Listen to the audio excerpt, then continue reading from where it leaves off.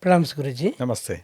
So we are continuing with module 6, lesson 6, at the same case study of the lady who was feeling jealousy and envy in her relationships.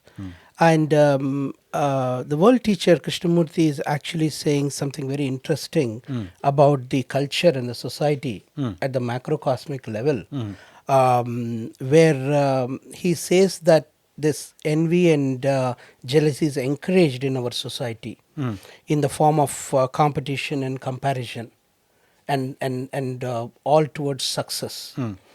Now, it is very natural for us to think about competition and comparison and move towards this whole thing about success. Why is the world teacher asking us to look at that, those activities, and how is it relevant? How is it helping with that individual's growth? Because you think it's your personal problem, that you have the problem of jealousy, Yes, sir. and you have the problem of envy. You can't stand if somebody else is successful in society. Now let's go into it.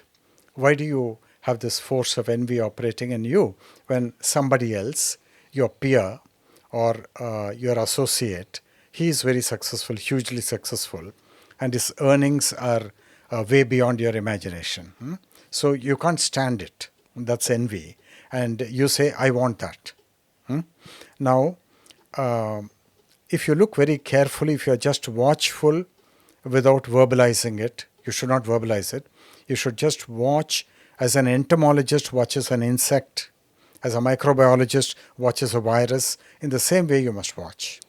So it is not that the teacher is asking us to, the world teacher is asking us to not have competition, not have comparison, but to watch this competition. Because what is wrong with because in the comparison, in the competition, I am able to have more motivation and be more successful. So my question is, what is wrong with it? Okay, very good question. Let's go into it. Now you see, so I'm very envious of you because your earnings are more, and it boils down to you get social recognition. A lot of people are clapping hands for you. You get a medal, you get a citation, and you get a decoration, and I don't get it. I don't get the medal, and I'm not on the merit list, and you're on the merit list, and you're getting invitations to go abroad. I don't get it. So, because that's the way society is structured. So, that envy and that jealousy and that competitive spirit is supposed to be the petrol in the car to drive the car of my professional ambition forward, so that it can also become, it can also get the accolades, it can also win trophies and awards, and it can also become successful. It can also get recognition for which the self is dying. Okay, so you're saying that competition and comparison is the fuel to envy and jealousy. It is the fuel to propel you forward on the road of life. Now we have got to ask the next question: is this a good fuel or is it a dangerous fuel? Yes. Good for what? Dangerous for what and for whom? Those are the questions we have to ask. Now, you are able to survive because you have the fuel of jealousy and envy and competition. 3 fuels you've got. So with that, you are able to compete, and you are able to earn more maybe, and you are able to go abroad, and you get little more recognition. You get promotion in the office, that kind of a thing. But then, on the downside, if you enter into his mind and his consciousness and see, then he has to live, whether he likes it or not, in a brotherhood, in a community, where you and your peer, your colleague, you have to live together. You have to eat in the same cafeteria at lunch. And you got to exchange some pleasantries. You discuss politics together. You discuss the movies together. And then actually, you've got a force of enmity operating inside you, whose first page is envy, first page is jealousy, and third page is anger. It goes very deep. Now you think a healthy society can be one where, because society is a network of relationships, the first page can be jealousy, the second page can be envy, the third page can be competition, the fourth page can be anger, the fifth page can be rage, sixth page is violence. I take my pistol and shoot you off one fine day because I've got so much of anger in me. Why? Because society garlands you, society appreciates you, society spits on me, society neglects me. Because I am not as skilled, I am not as gifted, I am not as competent as you are. Because society worships this success, worships this competence, and therefore it creates a division in society of somebody being superior, somebody being inferior. So how can one be successful without this competition Great and question. without this Great comparison? question. That's where we are headed. Yeah. That's a great question. So we talked about one kind of fuel, the fuel of envy, the fuel of jealousy, the fuel of a competitive spirit. And all these things can propel you forward on the road of life. And you think that you're very successful and you think, I made it, that kind of a thing, attitude you've got. But then think of a man, superior kind of human being, who got a calling, is beating in his breast. He got an inspiration which you don't have. Because he is connected to the divine center. He got that calling. And he connected to his swadharma, which is always given by the divine. And he is effortlessly great in his work. He is effortlessly original in his work. He is effortlessly creative in his work. You don't have that fire. You're a mediocre. You're running like a competitive rat in a rat's maze. Now, he does not mix with competing rats. He is a majestic, he is a solitary soul, and is doing eminently well in whatever he does. And why? Because he has matured as a soul. He has matured spiritually. He has matured intellectually. He has matured emotionally. Therefore, he is the true leader. Not the false leaders who are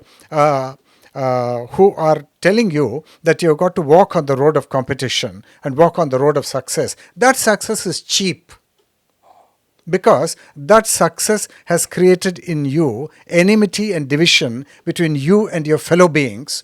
But just because that enmity and the division is invisible, all of you guys, you got away with it.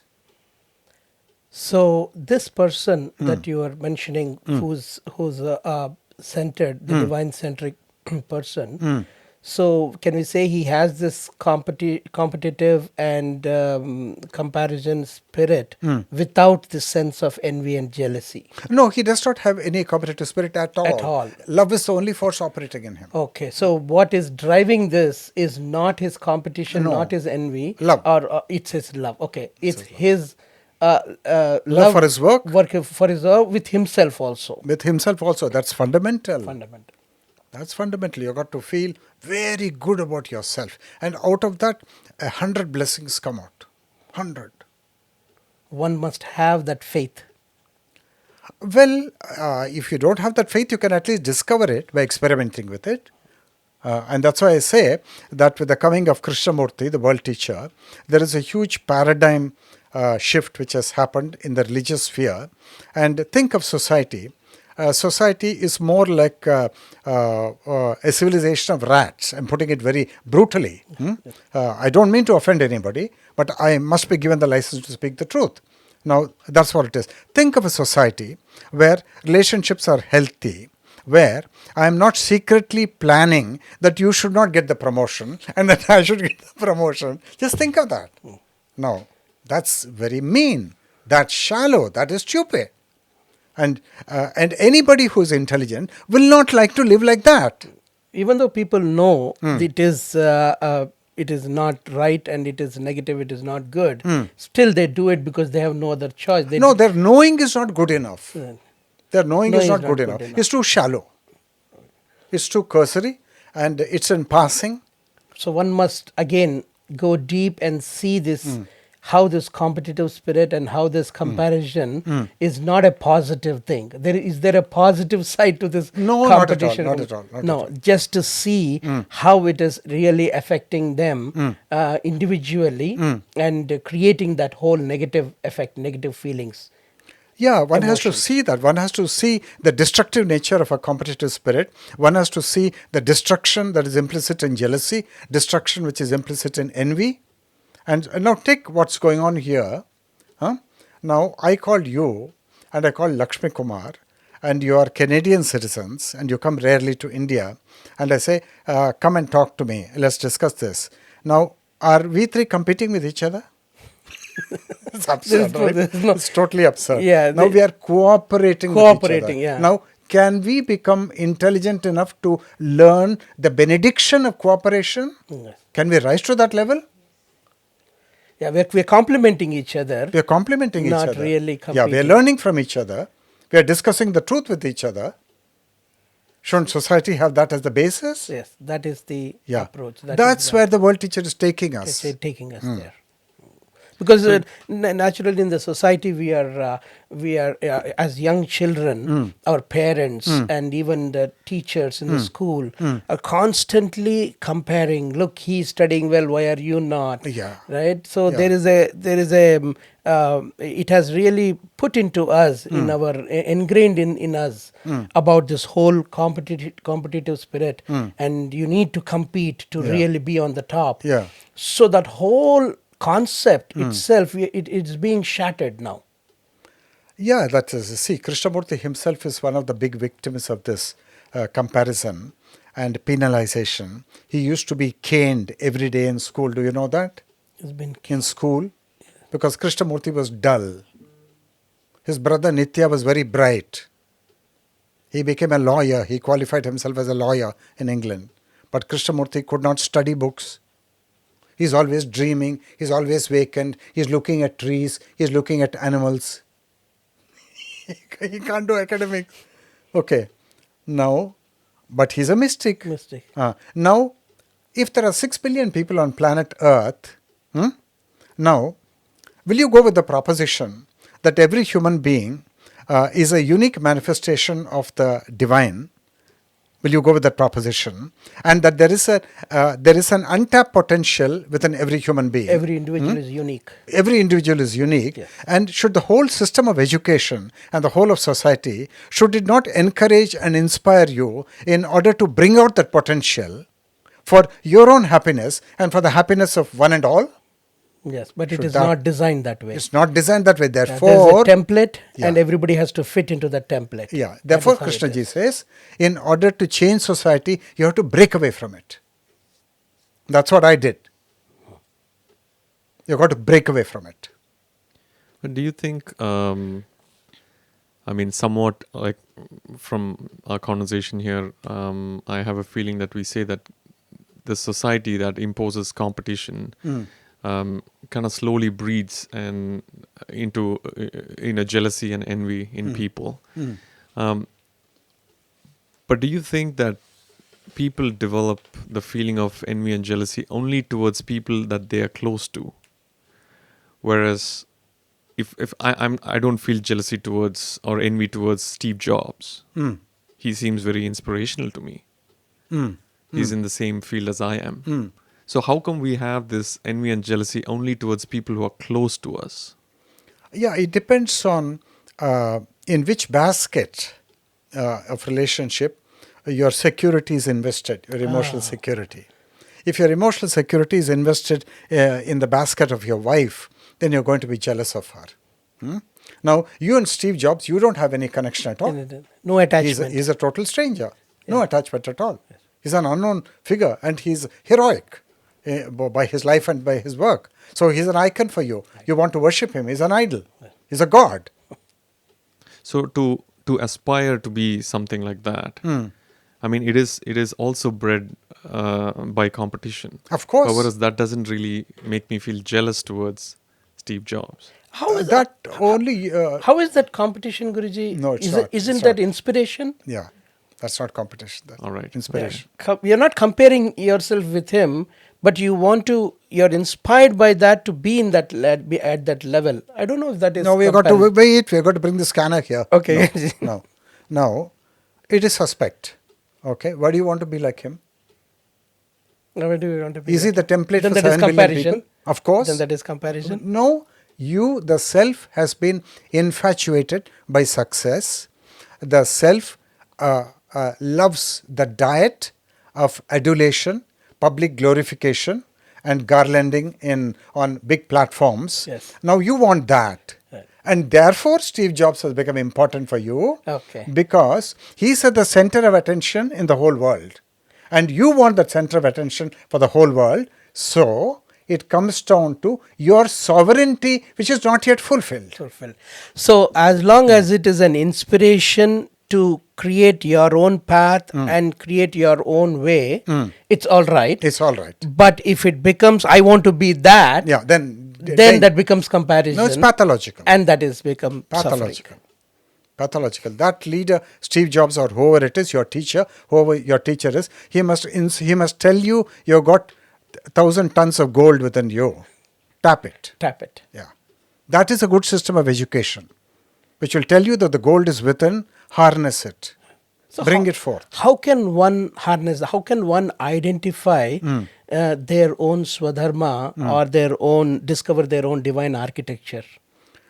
I think we are slightly digressing, but we'll go into it. But it appears to me that there's so much in the weeds that one not really apply themselves to be able to understand these, to discern, aspiration or inspiration, competition, and so on. It seems like one ought to really pay attention to themselves. Absolutely. You got to. That is self-knowing. That is self-knowing. That's the great paradigm of the world teacher. That you got to be self-knowing first before you can be anything else. Anything else is next. So self-knowing is like the foundation. Yeah. That prepares you. Yeah. To everything.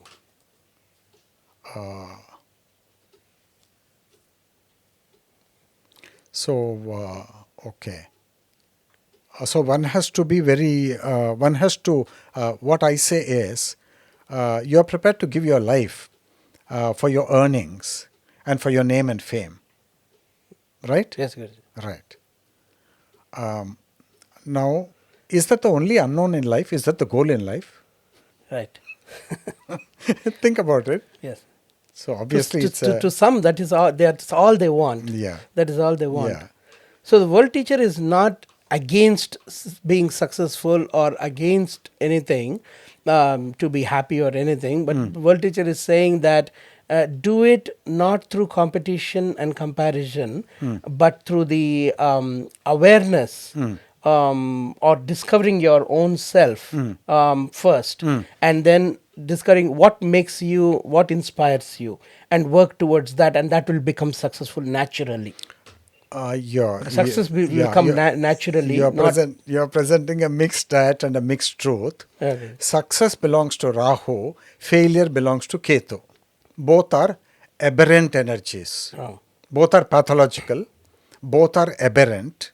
Yes. And Ketu is as bad as Rahu. Rahu is as bad as Ketu. Yes. Now, there's no need to talk of success. Do you think a creative person like Einstein is talking about success? No. Or like Richard Feynman? Do they ever talk about success? So the joy is in their own. That is the beginning and the end. Finished. You've got to get there. Yes. That's where we've got to go. And you will go there the moment you go very deeply and to the very end of the corridor of self-knowing. You're getting there. You've got to go there. Yes.